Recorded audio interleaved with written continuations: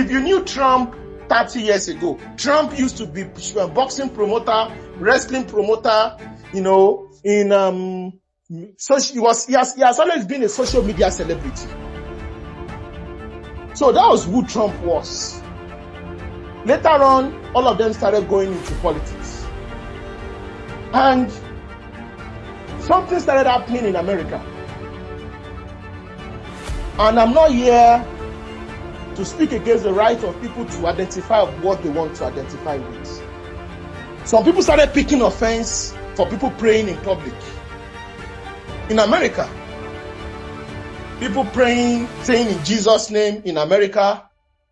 There was a particular case of a particular Christian who was a cake maker who said he is not going to make cakes for gay couples because he's a Christian, and the doctrine of Christianity he follows says marriage should be between man and a woman. So why should I make a cake for between Paul and Peter?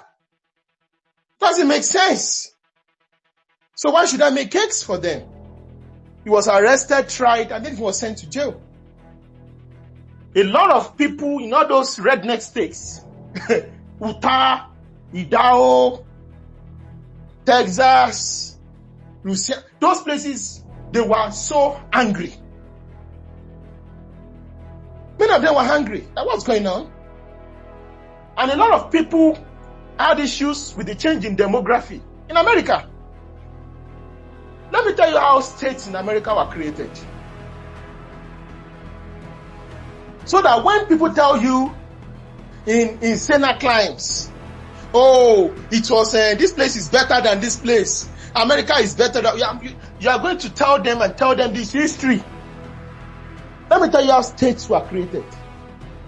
That is why Puerto Rico is not a state in America, but it's a U.S. territory. Guam is not a state in America, but it's a U.S. overseas territory.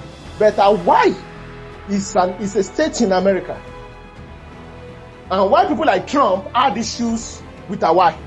And when they were claiming about if Obama was born in the USA or not, for a place to be called a state in America, that place must have 65% to 70% white population. That was how the 51 states in America was created. And I'm going to give you two examples. As an example of a state. Oklahoma. Oklahoma was a state that was so huge in the early 20th century. I had almost 60% to 70% of the population of Oklahoma, the original Oklahoma, were indigenous Red Indians. And what I'm telling you, the same look. When I look at Nigeria, and some of us have studied history, I'm a little bit afraid. I'm always scared of the socio-engineering that military juntas did, especially people from the north, when they were creating states in Nigeria. It's scary. They borrowed a book from the American state creation in order to create hegemony from some race, ethnicities, and make some people minorities perpetually within Nigeria. If anybody tell you race, ethnicity, religion does not matter in Nigeria, run away for your life. Because your life will depend on it. You need to be bold. This is Yoruba land. If you're not ready to respect our culture, go back to where you're coming from.